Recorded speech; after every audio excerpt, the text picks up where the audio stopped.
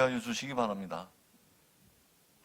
네, 축구는 저도 좋아하지만 70대 중반이신 저희 어머니가 꼭꼭 챙겨서 보십니다. 그런데 요즘은 축구가 나오면 한 10분 보시다가 다른 데로 돌리십니다. 그만큼 이제 좀 실망이 굉장히 크시다고 볼 수가 있겠습니다. 전 국민이 다 그럴 것으로 보입니다. 정혜성 증인께 묻겠습니다. 축구협회가 본위원에게 회의록을 제출을 했습니다. 그래서 들여다보니까 증인이 전력강화위원회 위원장 하실 적에 축구협회 회장, 부회장에게 감독 선임에 대해서는 모든 권한을 받은 것으로 되어 있습니다. 맞습니까? 네, 맞습니다. 네. 회의록 보면은 증인은 위원장으로서 그래도 한국 축구의 시스템과 철학, 그리고 공정성 이런 것을 기하는 것으로 그렇게 보여요. 근데 제가 이런 질문을 드린 이유는 지금 말씀드린 것과 마찬가지로 회의록에서 일부 위원장이나 위원들이 공정성을 지키기 위해서 노력한 것과는 정반대로 좀 의도적으로 어떻게 감독 선임이 이루어지지 않았나 이런 부분들이 보여지기 때문입니다. 자, 증인 1차 회의 때부터 10차 회의까지 지속적으로 국내 감독 선임 필요성에 대해서 얘기를 하는 위원들이 계셨는데 이에 대해서 증인이 우리가 졸속 행정 위에서 선임한 인물로 한다 이런 말이 나오지 않도록 감독 선임에 대해서는 국내 해외 모두 들여다보는 게 좋겠다 이렇게 말하신 적이 있습니다. 네. 맞습니까? 네, 맞습니다. 네. 지금 내용 보시면은 그렇게 말씀한 내용이 지금 이제 PT 자료에 나오고 있습니다. 그런데 최초로 4인 후보자가 협상이 결렬이 되고 나서 8차 회의록부터 이임생 기술이사가 다시 우기고 나옵니다. 8차 회의록부터 정확히 시작입니다. 기존 논의 과정을 뒤집으려고 하는 그런 걸로 보이죠. 국내 선임 감독을 감독 선임을 강조하는 그런 발언을 하고 있습니다. 더불어서 이날 회의에 처음 기술이사로서 참여했는데도 불구하고 위원장보다 말을 더 많이 해요. 이임생 기술이사가 16회, 그리고 정혜성 전력강화위원회 위원장은 6회밖에 말씀을 안 하십니다. 자, 증인이 당시에 위원장으로서 회의 주도할 수 있는 상황이었습니까? 네, 회의는 그 위원장으로서 주도를 했다고 생각합니다. 네, 그런데 어떻게 처음 이사로 들어오신 이임생 이사가 더 강하게 주장을 하고 발언을 더 많이 하는 거죠? 그때 이임승 기술이사가 회의에 참석했을 때 할 수 있는 그 협회 입장에서 할 수 있는 얘기가 있다고 해서 일단 그러면 우리가 간사를 통해서 해보라고 제가 그렇게. 네, 그런데 16회씩이나 주셨다고요? 네, 이임생 기술이사가 정몽규 회장과 특별한 관계가 있는 게 아닙니까? 그래서 홍명보 감독도 찾아가서 말할 수 있는, 감독 선임에 대해서 말할 수 있는 권한이 되고 전력강화위원회 회의에서도 그렇게 발언을 할 수 있는 그런 힘이 있고 이렇게 보여지는데 그렇다고 생각되지 않습니까? 아니요, 저는 그렇다고 생각 안 합니다. 네. 그렇게 이임생 이사서부터 국내 감독을 해야 된다. 특히 홍명보 감독을 선임해야 된다. 이런 의견들이 계속 주장이 되고 있었던 와중에서도 그래도 증인한테는 감독 우선순위를 지정하고 협상할 수 있는 권한이 있었다고 보여집니다. 이때 1순위로 생각한 것이 개인적으로 홍명보 감독이었었습니까? 네, 맞습니다. 네. 협회에 해당 감독을 추천했었을 때, 네. 협회에서는 어떤 반응을 보였습니까? 마지막 1, 2, 3순위를 결정을 하고 회장님께 보고를 드렸을 때 회장님께서 다 세 분 다 좋은 분 같은데 그 외국 감독을 한 번 더 나가서 한 번 더 비대면 말고 대면으로 한번 만나고 그리고 들어왔으면 좋겠다 이렇게 그래요? 말씀만 하셨습니다. 네, 됐습니다. 그래요. 그런데 이날 회의의 일주일 뒤에 전력강화위원장직에서 개인적인 사유로 사직을 하고 뭐라고 말씀하시냐면 언론에 사실을 이야기하면 정말 안 될 것 같다 이런 얘기하셨습니다. 네, 여기서 이야기하면 안 되는 사실이 무엇인가요?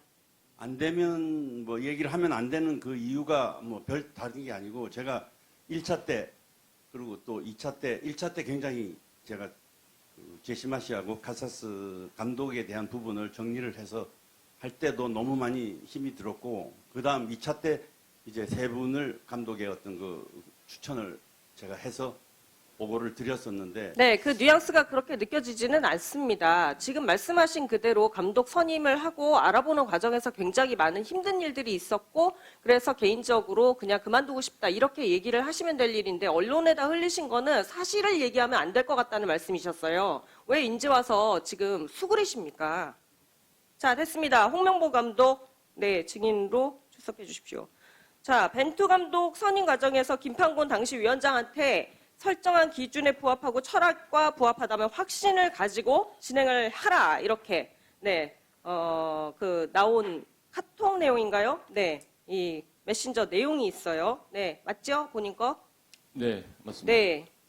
증인이 한국 축구 철학과 시스템 유지 중요하게 생각하는 것으로 보입니다. 클린스만 감독 선임 과정에서는 당시의 기준이 무너졌다 이렇게 또 생각을 하는 모습들이 보이는데요. 과연 이 시점에 왜 우리가 이 대표팀 감독을 뽑아야 하는지 그 정 과정 그리고 그 후에 문제들이 일어났다는 것을 정확히 지적을 하고 있습니다. 맞습니까? 네.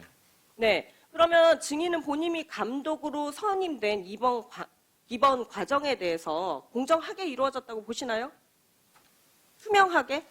저는 제가 한 번도 대표팀 감독을 한다라고 얘기하지 않았습니다. 아니요, 감독의 개인적인 생각을 물어보는 겁니다. 개인적으로는 네, 클린스만 감독을 선임할 때와 마찬가지로 이 선임 과정 중에 문제에 대해서 개인적으로 생각을 해보지 말고 객관적으로 생각을 해볼 때 이것이 투명하고 공정하게 절차가 이루어졌냐를 여쭙고 있는 겁니다. 제가 이거를 한번 경험을 해봤기 때문에 그 경험을 통해서 말씀드리면은 저는 뭔가 저한테 불공정하다거나 아니면은 특혜가 있다거나라고 생각하지는 않고 됐습니다. 근데 이임생 이사가 찾아가서 감독을 해보시는 게 어떠냐 이렇게 제안을 하잖아요. 그게 전력강화위원회에서 이루어진 게 아니지 않습니까? 아니죠. 저는 전력강화위원회에서 1순위로 올려놨기 때문에 제가 감독직을 받은 거였습니다. 제가 혹시라도 2위라든지 3위라든지 했으면은 저는 받지 않았겠죠. 근데 저는 전력강화위원회에서 1순위라고 제가 이임생 위원한테 그 얘기를 들었기 때문에 저는 감독직을 받아들인 겁니다. 그게 거의 아까 말씀하시기로는 거의 가서 이렇게 부탁을 하는 식으로 해가지고 아까 부탁이라는 하셨다고 말은 맞진 타카 않고요. 의원님이 말씀을 부탁이란 말은 맞지 하셨는데요. 않습니다. 예. 네. 그런 과정들이 다 공개된 그런 위원회 내의 회의 시스템으로 해서 회의록이 분명히 있고 이런 과정으로 되질 않은 거기 때문에 지금 공정하다고 안 보는 것입니다. 팬들은 그렇게 생각을 하는 거예요. 그러니까 제가 전력강화위원회 안에 없었기 때문에 제가 그 모든 내용이나 이런 것들은 알 수가 그러니까 없지 지금 않습니까? 객관적인 생각을 여쭤보고 있지 예, 않겠습니까? 제 객관적인 생각은 네. 저도 이거를 한번 해봤는데 네. 저한테 뭔가 특혜가 있다라거나 생각하지는 않습니다. 특혜가 있지 않다고요?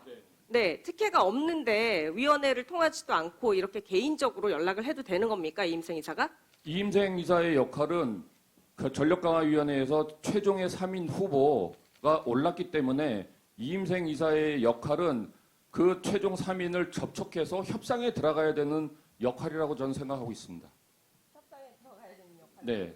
그런 과정들이나 이런 것들이 누구에게 이렇게 개인적으로 찾아가고 이렇게 이루어지는 일이어야 합니까? 그거는 당연히 이임생 이사께서는 해외에 계신 분들도 마찬가지고 전부 다 개인적으로 연락해서 찾아가서 어디에서 만나서 면담하고 모두 다 그렇게 이루어지는 걸 알고 있습니다. 제가 전무할 때도 이임생 이사, 네, 해외 누구 당시에 만났습니까?